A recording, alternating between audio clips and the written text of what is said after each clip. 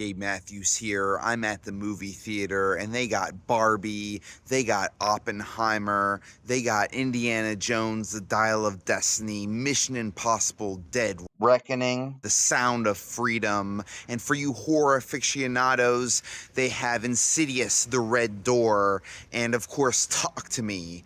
And what am I here to see?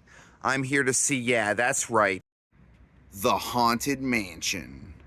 It's opening weekend. Let's check it out. I just got back from Haunted Mansion, and first of all, I just want to say that whatever I say in this review, go see the movie. We are in July. This is the month of July, and we have a movie about ghosts in theaters. You must go and support movies that are released in July that have ghosts in them. You know, a lot of times we have movies that are released towards Halloween season, and we want to be spooky all year. We want to support movies that have ghosts in them, especially when they're released in January, July, May, any of these months. So definitely go out and support The Haunted Mansion, a movie with ghosts. And also, it's a children-friendly movie, and we want to get kids, we want to indoctrinate them, we want to get them into the paranormal as early as possible. They spent $150 million on this movie. That's a lot of money, and I'm sure it'll make it all back in the first weekend. This is what Disney is doing now. They're creating massive franchises with their rides from their amusement park. Not only do you have their biggest one, which is Pirates of the Caribbean, which has 5 movies, but you have all these other franchises they're making, such as Dinosaur, Country Bears, Mission to Mars, Tower of Terror, Tomorrowland, and The Haunted Mansion.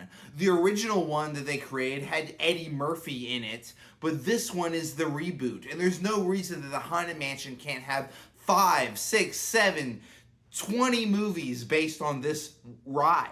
And just to talk about my experience with the ride at Disney World, when I was a child, I went to Disney World, and all I wanted to do in the amusement park was ride the Haunted Mansion over and over and over and over again. And my father was like, Gabe, come on, let's go ride these other rides. Let's go ride Tomorrowland, Pirates of the Caribbean, all these other rides. And I was like, no, Father. I went to ride the Haunted Mansion, and I rode it probably 6, 7, 8 times. We would just hop back in line. And when I went back as an adult, the only ride that I really, truly enjoyed was the Haunted Mansion. And all the other rides, they have their, enjoyment, but there's nothing like the Haunted Mansion ride. It is the best ride at Disney World. If I bought a ticket to Disney World, I would only go and ride the Haunted Mansion over and over again until the park closes. That is how I experienced Disney World. The special effects, the imagery, that is what Disney World is all about. It's the Haunted Mansion. I know some kids go and they enjoy seeing Mickey Mouse and they enjoy seeing the Disney princesses. But for me, it's all about ghosts. It's all about Haunted Mansion. And that is why this is such a big event to see the Haunted Mansion movie. There's no one bigger than Eddie Murphy, who was in the 2003 Haunted Mansion movie. And if you enjoy his movies and some of his lesser movies, such as Norbit, Holy Man, Meet Dave, The Adventures of Pluto Nash, then the Haunted Mansion is probably a really good movie that you should check out. But if you're like anyone else, just the star factor and of Eddie Murphy alone is not going to do a whole lot. And that movie was pretty disappointing, to be honest. And this movie, you're replacing that A-list status of Eddie Murphy with an ensemble cast of Owen Wilson, Danny DeVito, Rosario Dawson, Tiffany Haddish, Creek Wilson, Jared Leto, Jamie Lee Curtis, and now introducing Lakeith Stanfield and Chase Dillon. Quite a cast, rounded out more so than the original movie. And let me just up front say the acting in this movie was phenomenal. And I know this isn't the type of movie to create Oscar buzz, to have nominations for, Best Actor, but Owen Wilson was incredible. His performance alone took a terrible script with terrible lines, and he generated them to be complete one-liners. They're already dead. They're gonna be deader. The humor in this movie sucked. It was not funny in the slightest. And if you look at who wrote it, it was Katie Dippold. And Katie Dippold wrote probably the worst movie of all time, which is Ghostbusters Answer the Call. So if you're expecting to get a humor of, or non-humor, jokes per se of the style of Ghostbusters Answer the Call, then you're in luck to come to this Haunted Mansion movie. Right at the beginning of the movie, we have these old, tired, making fun of ghost tropes. Not only that, they're making fun of ghost tour guides, which I myself am a ghost tour guide. So it just like stuck the dagger in my heart and just killed me inside when they're talking about ghosts flying through the air, you know, making fun of, oh, spooky ghosts. You know, it's so tired and lame. Don't need this in movies.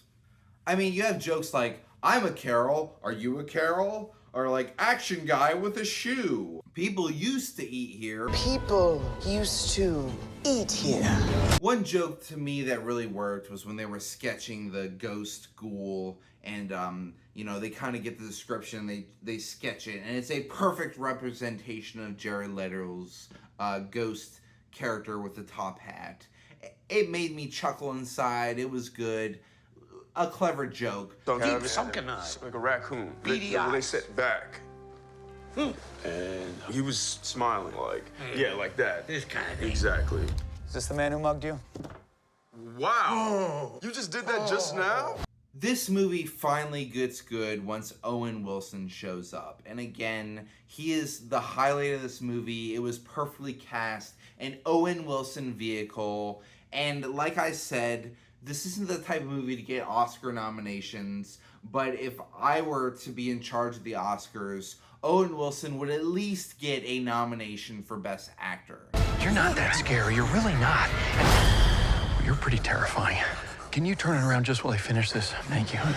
There's a lot of tired tropes in this movie, like they're driving up to the spooky house and you see like a do not enter sign and you know it's about to get spooky, and they're like, you know, they go in and it's terrifying and they see a ghost and they're like, nope, I'm out of here, and they try to leave. You know, this is tired, a tired trope. And while I credited the cast for being phenomenal, I will say that Tiffany Haddish's medium character was kind of too much Miss Cleo for me.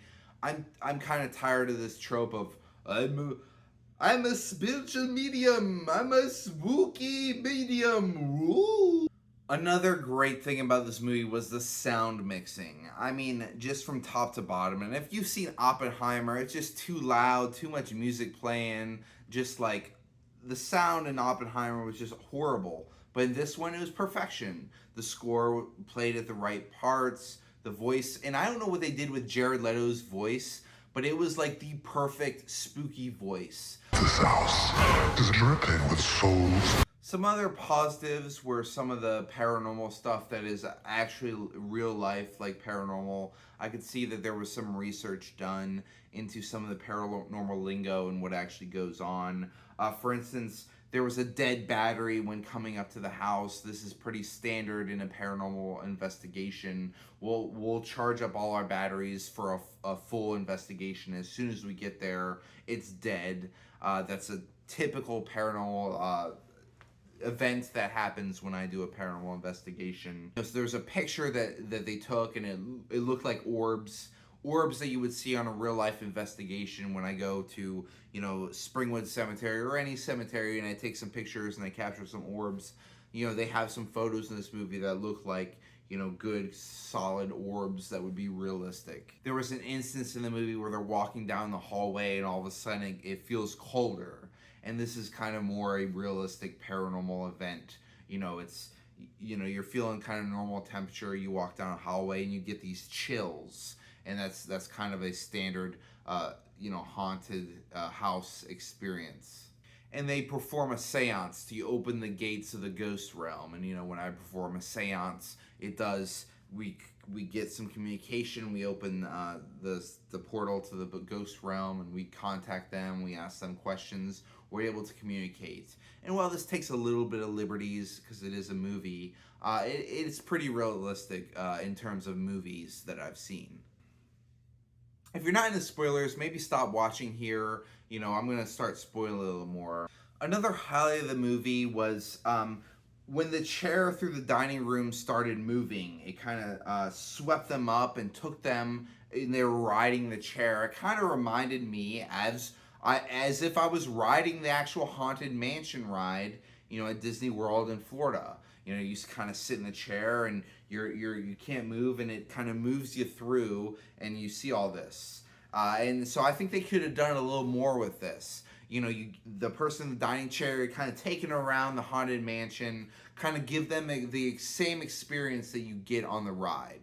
And that's another thing that I really liked, was all of the nods to the actual ride. And it's been about 14 years since I've rode the Haunted Mansion ride. Even though it's embedded in my memory, there was moments of the movie where I'm like, hey, that was the ghost from the ride. Or when the child goes down to the basement and he sees graves, they kind of have these riddles or kind of puns on them. I wish they did a lot more with kind of nods to the ride, because again, this is a movie based on the ride. Let's give more nods to the rides. But you know what? Maybe hold back a little bit, because this is something that you can do in future sequels to give more nods to the ride. This mansion is unhinged. Danny DeVito's riding in the chair, and he's riding all around the house, and then he goes to the street, and he's about to get hit by a motorized vehicle. And right before he's about to get hit, they cut to the hospital. I really wish they would have shown this part. I know this is a PG movie, but if you would have shown him getting hit and blood splattering everywhere, this could have been the funniest part of the movie. One of my biggest disappointments of this movie is that we didn't get that Eddie Murphy cameo. From the beginning of the film, I thought for sure that at some point we would get an Eddie Murphy cameo to kind of tie these two movies together. But I still have hope that this movie will have a sequel, and maybe Eddie Murphy's character from the original Haunted Mansion can be in the sequel, and we can kind of tie these together. Maybe it's all inside some multiverse. And I am expecting, 2, 3, 4, 12 movies based on the Haunted Mansion. Didn't do enough nods to the ride, because I think they can save that for each future movie. You can have, a couple different jokes, a couple different ghosts from the ride show up in each movie and kind of tie it together. Another thing I really loved this movie was all the exposition. I mean, this is the Haunted Mansion. They could have showed us all this stuff, but to really just explain to us all the backstory, all the Madame Leota points where she's in the head, Jamie Lee Curtis, kind of explaining all the story. I love this. I love getting all the rich history of the Haunted Mansion ride, how it began, all the story. And there's two things in this movie that I really disliked, and when they happened, it kind of completely took me out of the movie or had me thinking and was not unable to enjoy it. The first was when Owen Wilson's character was shown to be a fraud. And again, Owen Wilson was one of the best highlights of the movie, and he was the priest, the exorcist. But it turns out that he was a complete fraud and just worked at a Halloween costume store. I didn't quite buy this, and it really took me aback, and I was just really kind of disappointed by this choice in the script. And I couldn't just enjoy the movie after that moment. There's so many bad people in the world. Haunt them. And the other one was when Madame Leota was talking about how there's 933 souls, trapped inside the mansion that needs to get to 1,000. Then Danny DeVito's character says something, and I completely missed this, so this is on me. But somehow it went from 933 to 999, and I don't know how they got these 66 souls, back in the mansion. So I was really confused, and I was trying to do the math in my head and trying to understand it, and I just didn't like it. So I'll have to rewatch the movie to see where I went wrong here. But they went from 933, now they're 999. They say it needs to get to 1,000. It needs to be exactly 1,000, and then the last soul needs to be willing to go into the mansion to create the chaos. And all this kind of exposition, which I loved. I got confused, so I really need to go back and rewatch this film. Another thing in this movie that I enjoyed was the kid having existential dread.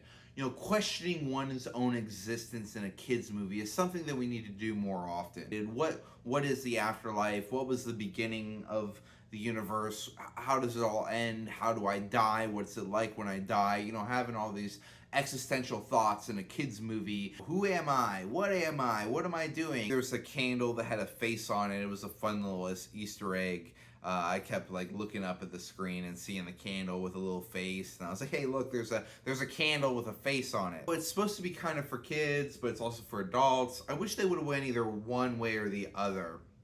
We could use more spooky kids movies to get kids into paranormal, and this felt not kid friendly enough. Maybe go a little more to the kid direction, or take it the complete other way.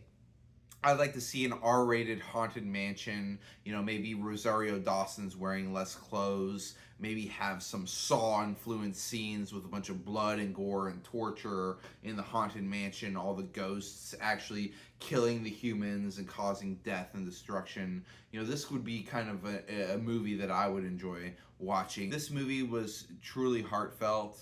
It reminded me, as a paranormal investigator, sometimes you forget that when you're investigating ghosts, you're actually investigating a deceased human being who had a life, who lived a life, who died, who had a family. Sometimes you just kind of think of them as, a fictional thing, a being, and you're using your paranormal equipment just to measure energy, to realize that ghosts were humans too, they were loved ones. It's a really good message. This movie had a phenomenal cast, fun nods to the ride. Jared Leto's ghost voice sound effect was perfection. Excellent sound mixing, spooky ghost visuals. This movie provided sounded visuals of ghostly entities while I consumed a large tub of popcorn with extra butter alone by myself in a theater. On the other hand, this movie had no Eddie Murphy cameo, makes fun of ghosts and ghost tours, is horribly unfunny, horribly written, and mostly boring for the whole duration of the film. If I were to rate this movie, it would be kind of in between Ghostbusters Answer the Call and Ghostbusters Afterlife. More towards the Ghostbusters Afterlife, which is why I give this a decent 5 out of 10. This is a movie with ghosts in July. Definitely go to the theater and watch it. And remember, the truth is paranormal. Be a searcher. If this comes down to an exorcism, we're in big trouble.